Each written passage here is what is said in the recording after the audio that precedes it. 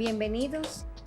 Mi nombre es Janet Chalhub y estaremos caminando juntos acerca de los criterios de evaluación y los fundamentos de este componente en los procesos de enseñanza y aprendizaje.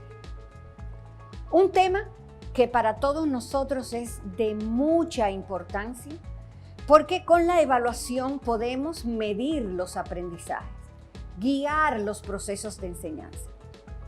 No obstante, me gustaría comenzar con este momento en el que estamos todos viviendo. Estamos en un proceso de formación docente masiva a nivel nacional con el fin de fortalecer los conocimientos y la formación docente.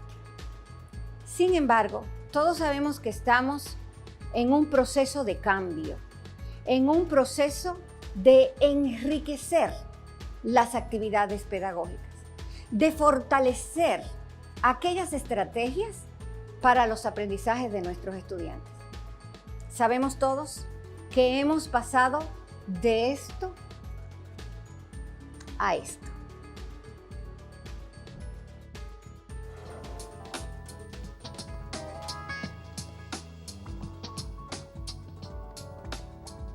Para comenzar con este tema que se titula La medición del nivel de logro de los estudiantes.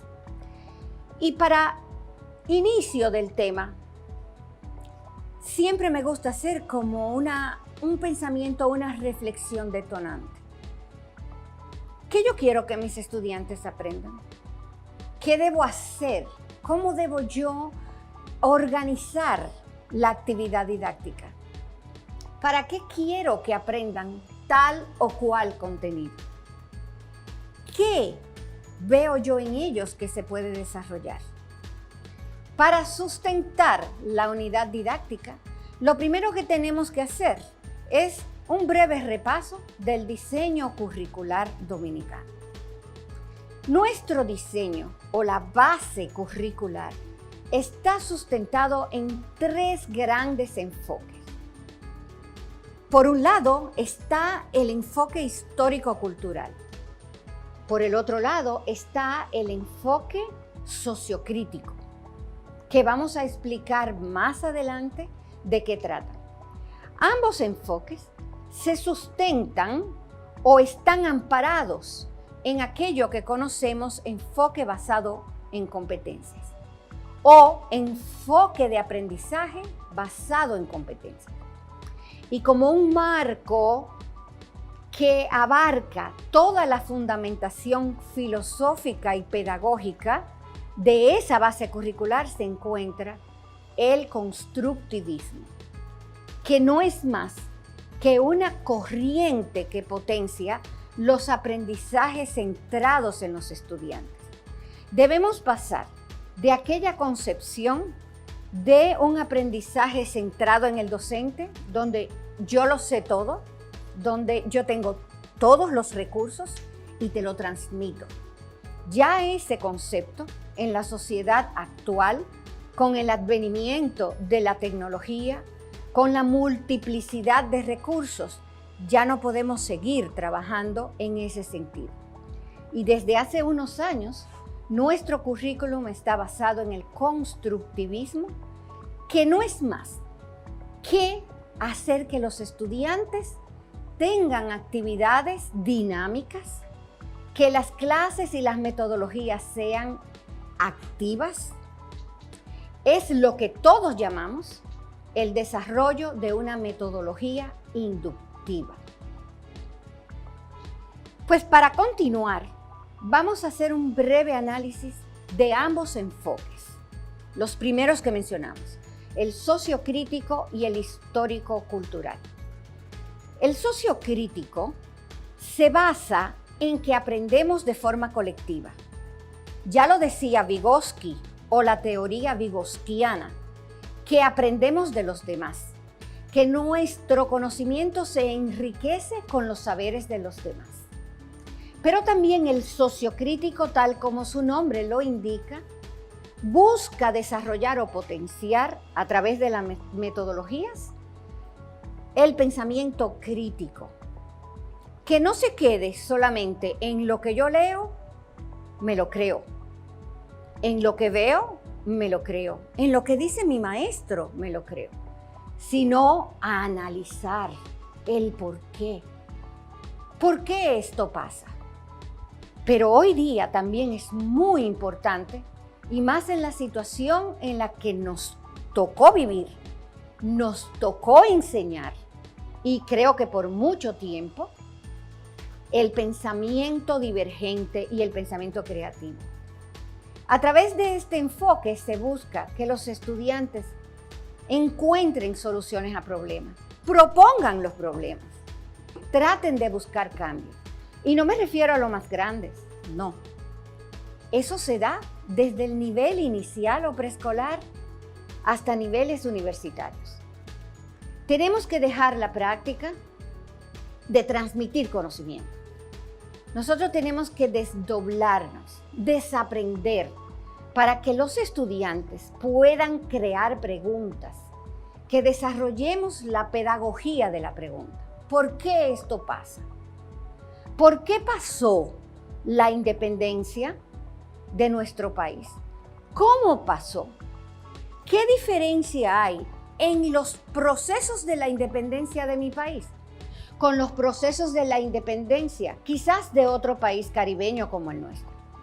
O quizás de un país europeo, que no lo den por sentado.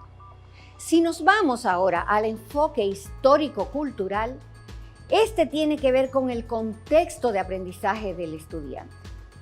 ¿Y qué yo me refiero al contexto de aprendizaje de un estudiante? Pues que un niño o un estudiante o un adulto que vive en la zona costera, en la playa donde hay pesca, el entorno de aprendizaje, lo que vive, es distinto a un niño o un estudiante que está en la zona urbana. Y de igual manera, de la zona urbana hay múltiples escenarios. Hay una riqueza de vivencias que es el profesor que tiene que ajustar su metodología. Claro que toma un poco más de tiempo, pero nosotros elegimos esta profesión y es bellísima. Entonces nos toca hacer un proceso de enseñanza enriquecedor. Y ahora más que nunca, porque no estamos en contacto con nuestros estudiantes. Tenemos que hacer de la clase un entorno inerte, un entorno maravilloso, donde se pueda crear, donde los estudiantes digan, yo quiero volver a estar en el encuentro con mi profesor o con mi profesor. Y quiero hacer esta actividad, pero que sean alcanzables. De eso habla el histórico-cultural. Por otro lado, el histórico-cultural se refiere a la optimización de los procesos.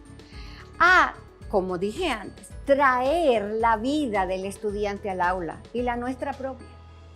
En cualquier entorno, en cualquier escenario didáctico, confluyen muchas vidas.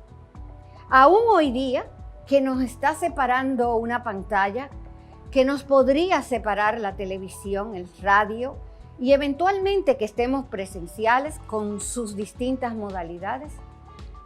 Cuando nos encontramos o cuando participamos en una actividad, cada uno de nosotros trae al aula, donde quiera que esté, su historia. Y con esas historias es que nosotros podemos desarrollar los conocimientos. De eso se tratan nuestros enfoques. Otro elemento que tiene el histórico-cultural es el fortalecimiento de la construcción, como les repito, desde el entorno del estudiante. Y con estos dos enfoques que van a permear a todo lo largo y ancho del currículum, procedemos ahora a analizar lo que hemos llamado en inicio el aprendizaje basado en competencias.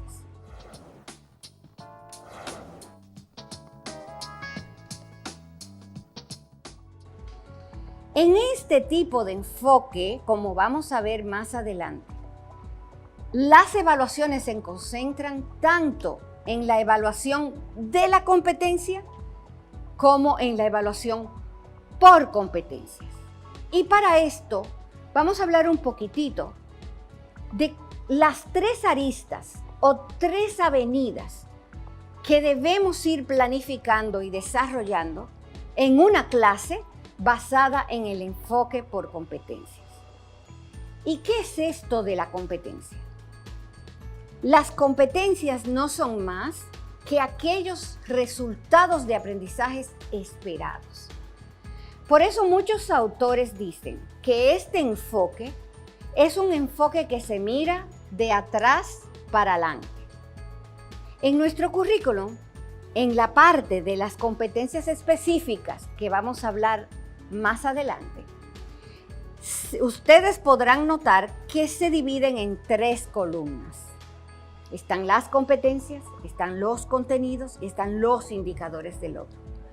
Cuando nosotros trabajábamos en un currículum por objetivos centrados en el docente, primero veíamos el objetivo, desarrollábamos el objetivo por contenido y eventualmente evaluábamos a ver qué se aprendió de eso que enseñamos. En este caso es distinto.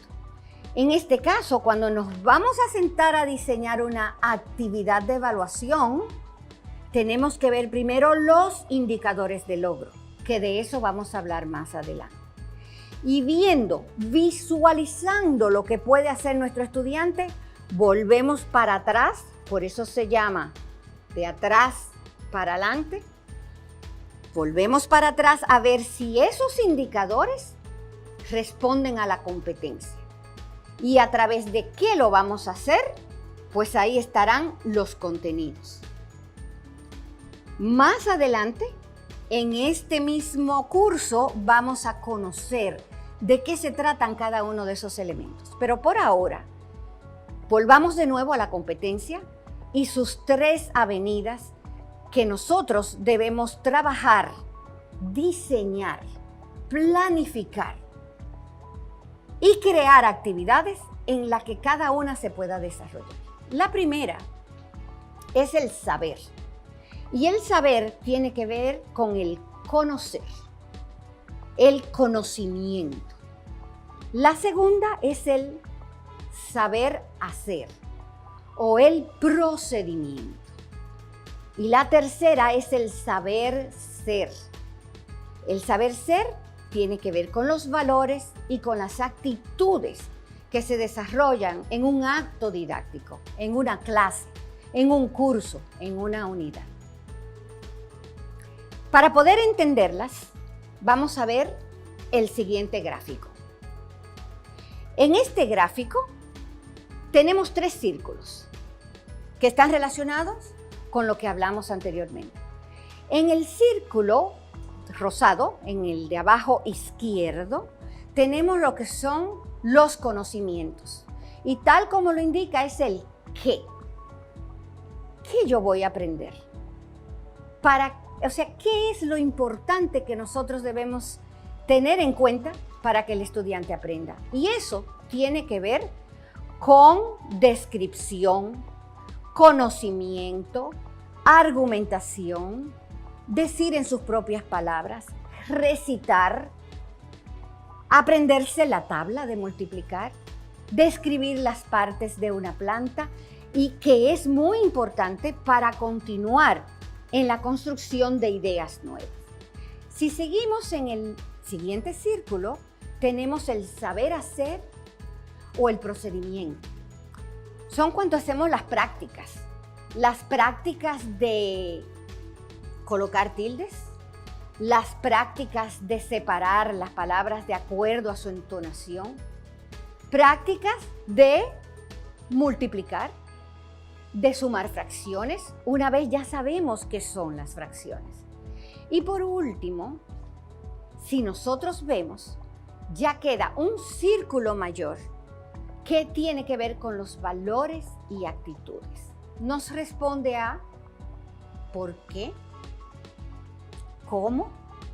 ¿Cómo lo voy a hacer? Entre ambas, entre las habilidades y las valores y actitudes, nosotros podemos crear una clase maravillosa. Pero ojo, cuando nosotros estamos planificando o estamos analizando los indicadores de logro, podemos tener, por ejemplo, una estrategia que abarque el conocimiento y una estrategia que abarque los valores y actitudes. Le voy a poner un ejemplo. Pero en otra clase podríamos quizás tener el saber hacer, que es lo procedimental, que es la práctica, ir a un laboratorio, separar un ensayo, analizar la secuencia de un evento, de un suceso histórico, etc. Nosotros podemos tener un procedimiento y al mismo tiempo trabajar valores y actitudes. Pero en otra clase o en otra unidad podríamos tener los tres. Podríamos tener el saber hacer y el saber ser, que en nuestro currículum se traduce a competencias conceptuales, competencias procedimentales y competencias actitudinales. Por ponerle un ejemplo, y vamos con el primer caso, cuando usamos conocimiento y actitudes. ¿Y por qué les digo eso? Podemos viajar entre un tipo de competencia y otro. Podemos mezclarlas, por decir así, hacer combinaciones. La competencia que nunca debe faltar en una clase es la competencia actitudinal, el saber ser. Vamos a poner un ejemplo. Si yo estoy en una clase de ciencias naturales y quiero utilizar la competencia conceptual, de conceptos, de hechos, de datos, que son muy importantes. Y aquí quiero hacer un paréntesis, porque en varios entornos, cuando trabajamos las competencias, los profesores me dicen no, porque como el constructivismo son los estudiantes que hacen, yo voy a dejar que creen. Hay que tener un sustento, una base. Nosotros los docentes nos convertimos en guías, en orientadores del proceso, en dinamizadores. Y si nos vamos a la química, en catalizadores del proceso, lo que ayudan a que se vayan creando los conocimientos. Para eso, y antes de retomar el ejemplo que les quiero dar, para eso tenemos que conocer muy bien nuestra asignatura. Tenemos que leerla, tenemos que ver en el currículum de principio a fin de qué trata mi asignatura. ¿Qué conocimientos previos debe tener un estudiante mío para poder desarrollar nuevos conocimientos? ¿Qué recursos tengo a mano en este momento y siempre? ¿Qué recursos tengo yo a mano para poder desarrollar esa clase? ¿Qué características o qué evidencias voy a tener de que mi estudiante pudo desarrollar ese conocimiento, pudo aprender? Porque el fin último de toda formación docente, el fin último es que los estudiantes aprendan. Retomo los ejemplos. Si queremos o tenemos una planificación en la que se incluya el saber, el conocimiento puro y duro con lo actitudinal, podría ser que el estudiante describa las partes de una planta. El solo hecho de describir está trabajando niveles de pensamiento inferiores. Y eso no quiere decir que son menos importantes en el proceso de enseñanza y aprendizaje. Por el contrario, cada nivel de pensamiento es importante. Pero si nosotros vamos a hacer una intención pedagógica y seleccionamos el indicador, que lo vamos a ver más adelante, si seleccionamos el que el estudiante describa las partes de una flor, está en el nivel de conocimiento. dice, o las partes de una planta, por ser más específico, está la flor, está el tallo, las raíces, las hojas. Él describe y hasta puede ir un poco más a un nivel de comprensión. ¿Cuáles son las funciones de cada parte? ¿Cómo se conecta una parte de la planta con otra parte de la planta? Y ahí se va trabajando múltiples estrategias metodológicas para el nivel de conocimiento. Pero como les dije anteriormente, en ninguna clase con intención pedagógica bien pensada se pueden quedar las competencias actitudinales.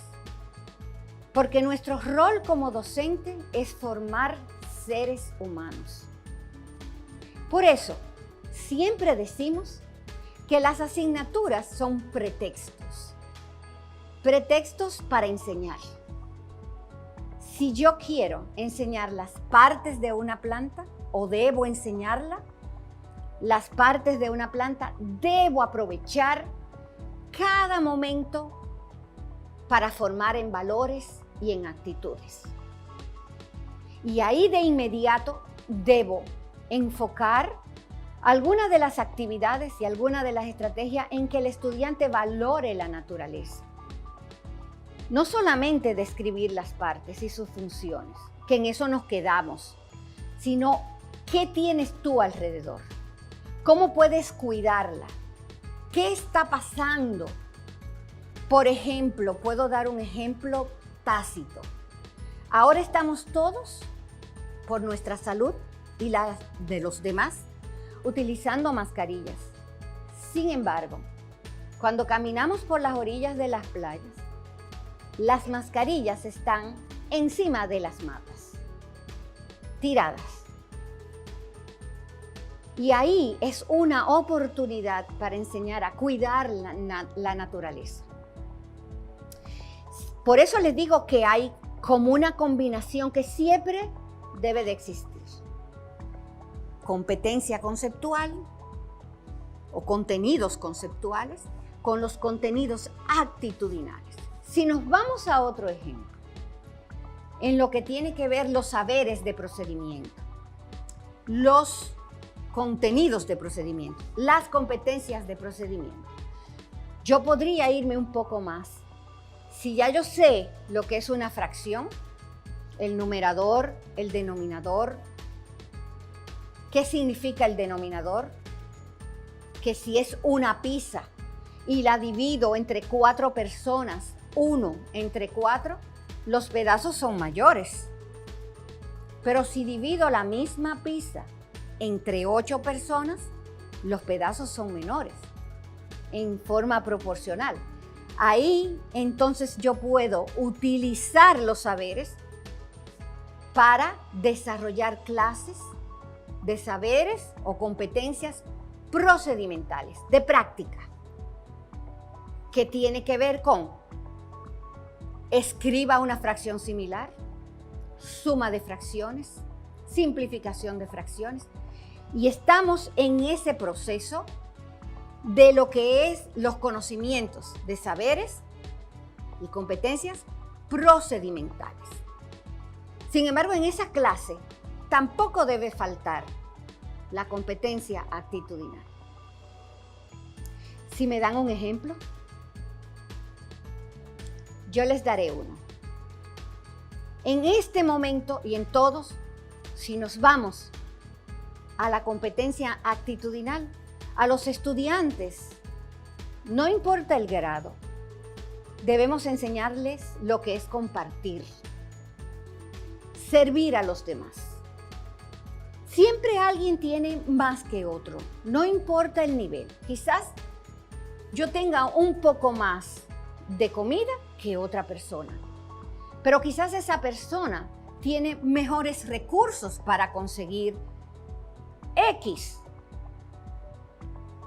quizás ropa, o quizás en sitios muy vulnerables se pueden ayudar unos con otros, respetar a los demás.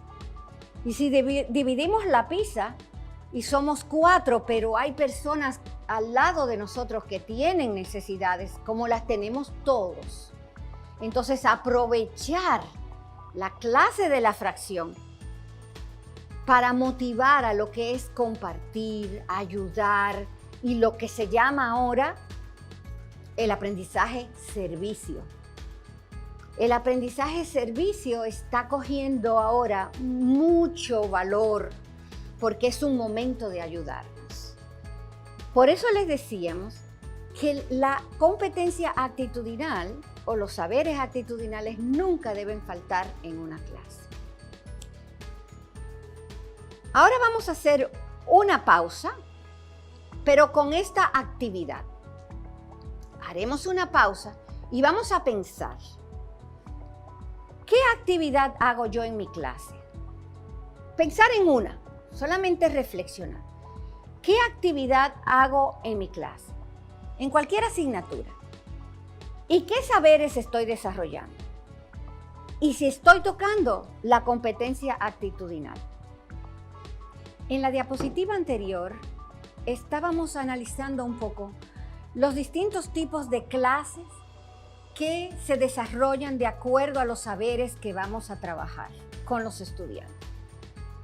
Y recordábamos o enfatizábamos que independientemente del saber que se esté desarrollando, que se esté produciendo ideas nuevas, ejercicios prácticos, conocimiento, descripción, repetición, pero también puede ser análisis, categorías, clasificar, resumir. Independientemente de esos conceptos o de esos saberes, siempre debe estar presente la competencia actitudinal.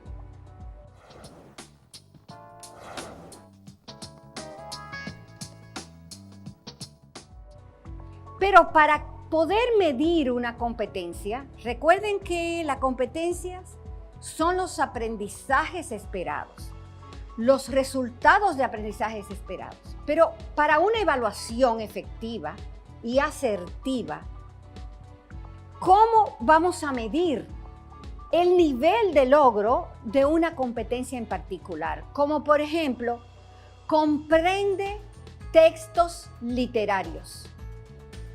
Esa es una competencia general en un curso, a todo lo largo de un curso. ¿Cómo nosotros sabemos o podemos evaluar si un estudiante pudo comprender los textos literarios? No podemos entrar en su cabecita y medir hasta aquí lo aprendió, hasta aquí lo comprendió. No. Tenemos que utilizar estrategias y evidencias tangibles que nos ayuden a evaluar el desarrollo de esos conocimientos. Entonces, por eso ahora le vamos a presentar una diferencia o una tabla en la que mostramos las características tanto de competencias como de indicadores de logro. Por ejemplo, las competencias son los aprendizajes esperados, mientras que los indicadores de logro permiten medir y aterrizar las competencias. Si yo hablo de comprender textos literarios, en lengua española, por ejemplo, hay 4 competencias fundamentales, que son la producción oral, producción escrita, comprensión oral y comprensión escrita. Esas son las competencias, esos son los 4 aprendizajes esperados en lengua española en nuestro currículum, desde el nivel inicial hasta el último año del nivel secundario. Y para nosotros poder medir esas competencias, se encuentran los indicadores de logro.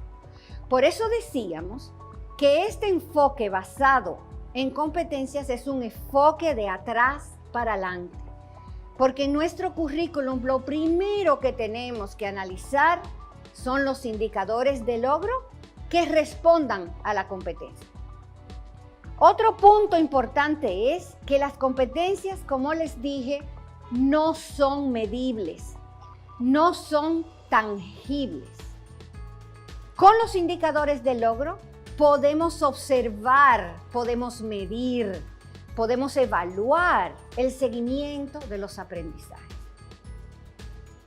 Otra característica de las competencias es que se desarrollan a lo largo de todo el currículum. Por ejemplo, en matemática, el desarrollo de pensamiento crítico como competencia específica del área.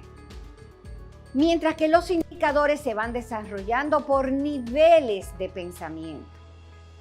Identificar, clasificar, realizar un esquema, hacer un resumen, todo aquello que nos lleve a medir para la futura evaluación y seguimiento de los procesos.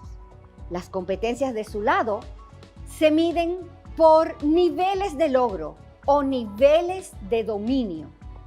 Por ejemplo, el primero en desarrollo quiere decir que de todos aquellos indicadores que sustentan las competencias, debemos ver cuáles se han desarrollado, en qué proceso están, qué le falta al estudiante para seguir su proceso de aprendizaje.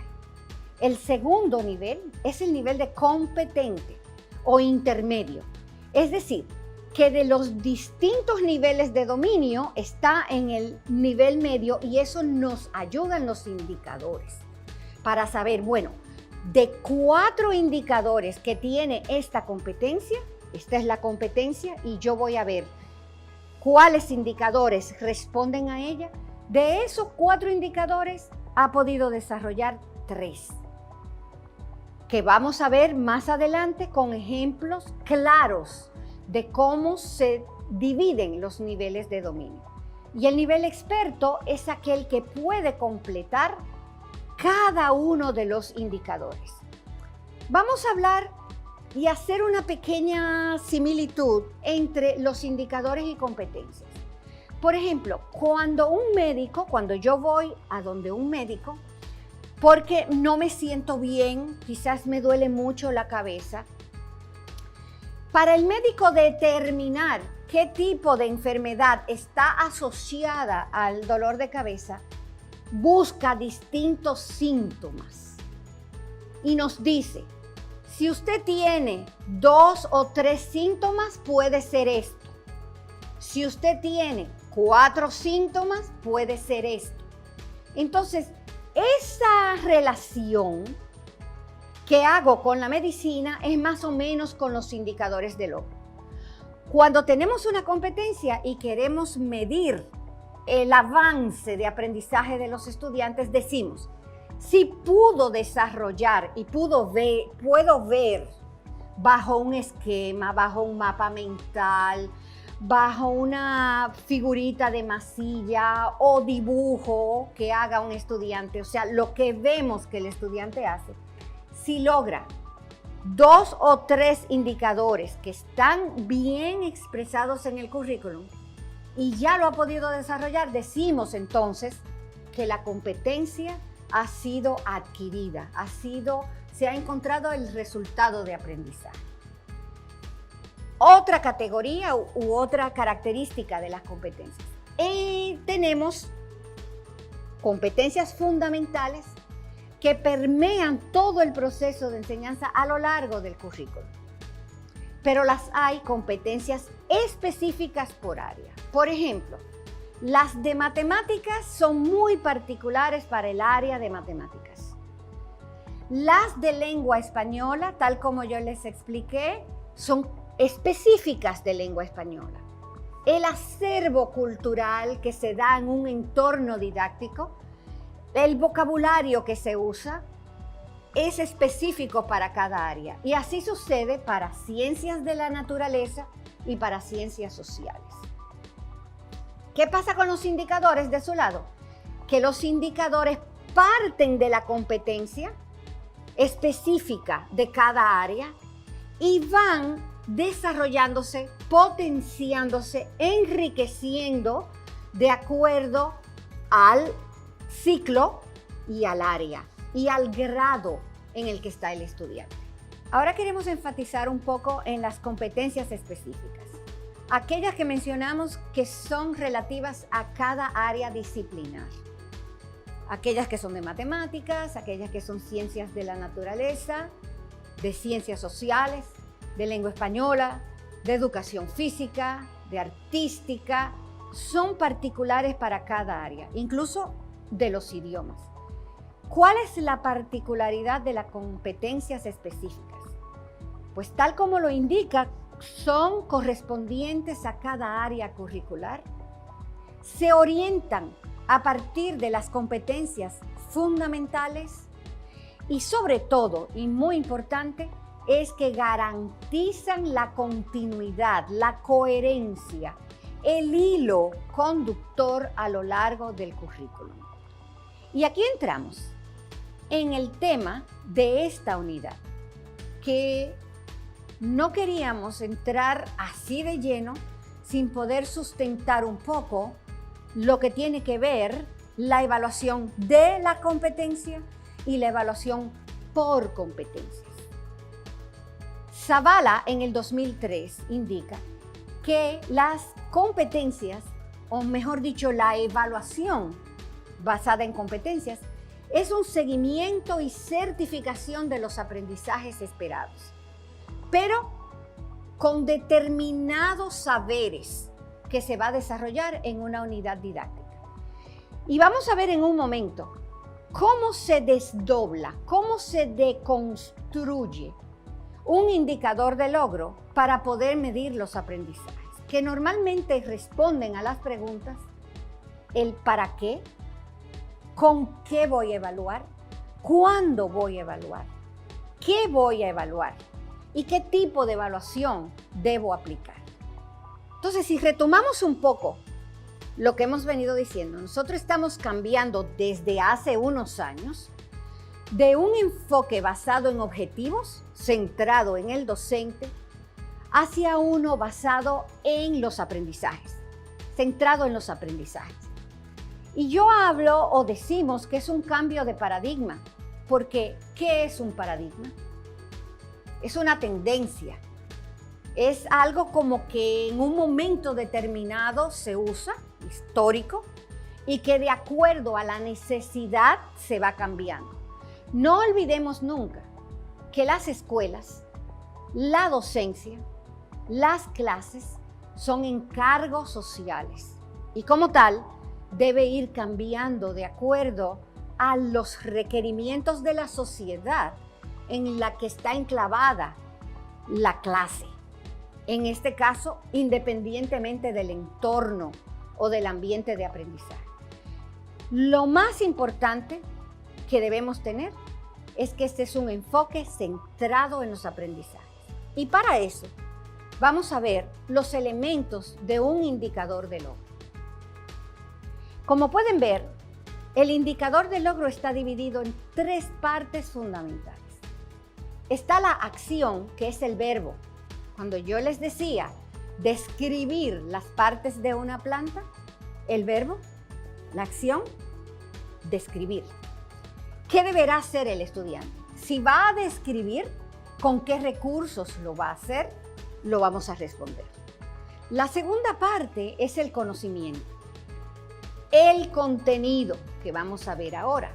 Y recuerden que hemos estado girando en torno a los tres saberes: el conceptual, procedimental y actitudinal. Y luego viene el contexto o la condición. ¿Cómo lo vamos a enseñar? ¿Cómo va ese estudiante a describir las partes de una planta? ¿Por un dibujo? ¿Por masillas de distintos colores? ¿Por un recurso, una aplicación que le permite unir las distintas partes de una planta? ¿Con qué? ¿Cómo? Tres partes importantes: la acción, el conocimiento y el contexto. Veamos un ejemplo. Si leemos debajo el indicador completo, sacado del diseño curricular, representa temperaturas en modelos de termómetros graduados en escala centígrada. representa. ¿Qué es representa? De acuerdo a lo que vimos, pues es la acción, lo va a representar. ¿Qué contenido estamos enseñando ahí? Estamos enseñando las temperaturas. Que luego, si vemos en detalle el currículum para esa asignatura, sabemos que hay distintas escalas. En esta clase estamos enseñando la escala centígrada. Y viene por último el contexto o la condición que nos va a permitir valorar los aprendizajes. Pues ahí lo dice, en modelos graduados de termómetros. ¿Cómo? Pues quizás con una cartulina que vaya marcando. Volvemos otra vez a hacer quizás caminando en un termómetro dibujado en el suelo para que vayan caminando, mostrando cómo van subiendo las temperaturas con sus grados. Otra vez con algún recurso del medio o con algún recurso educativo digital. Así se va separando el indicador. Veamos este barquito ahora, que hemos hablado de los conocimientos y los contenidos. En el primer caso de describir las partes de una planta, el conocimiento, el contenido, pues la planta. En el caso de representar las temperaturas en distintas escalas, el contenido, pues la temperatura. Entonces los contenidos son los mediadores y así mismo están en el currículum. Competencias, contenidos e indicadores. Son como el puente que después que vemos lo que el estudiante debe aprender en un curso, vemos si esos indicadores responden a la competencia, ¿con qué lo vamos a desarrollar? Con los contenidos. Y si los vemos son igualmente que las competencias específicas, saberes propios de cada área curricular. Saberes propios, conceptos propios, procedimientos propios de cada área curricular. Son los mediadores del aprendizaje. Si yo quiero representar en una escala centígrada o de Fahrenheit, ¿qué es lo que debo representar? Pues la temperatura, que es una medición de calor. Y esos contenidos se desdoblan, se separan en contenidos procedimentales, contenidos conceptuales y contenidos actitudinales. ¿Y por qué digo primero procedimentales? Porque siempre se tiende a pensar que debemos nosotros primero enseñar lo que es una temperatura y luego que los estudiantes la representen. Ahora no es así. Ahora con videos didácticos, con todo lo que los niños y estudiantes están expuestos, quizás ya lo conocen de otros grados, no tenemos necesariamente que primero enseñar la temperatura. Podemos hacer ejercicios diversos para que vean escalas diferentes y que los niños y estudiantes vayan comparando, sacando conclusiones, poniendo ejemplos de vida, viendo quizás distintos tipos de termómetros y que ellos digan si en su casa lo tienen. Y que si es posible, ellos mismos puedan crear una definición de temperatura. Entonces, por eso el saber entra y sale. Por eso ustedes han visto que a lo largo de esta ponencia entramos y salimos de los conocimientos. O sea, hemos usado el concepto de conceptual, procedimental y actitudinal en distintos escenarios de la explicación.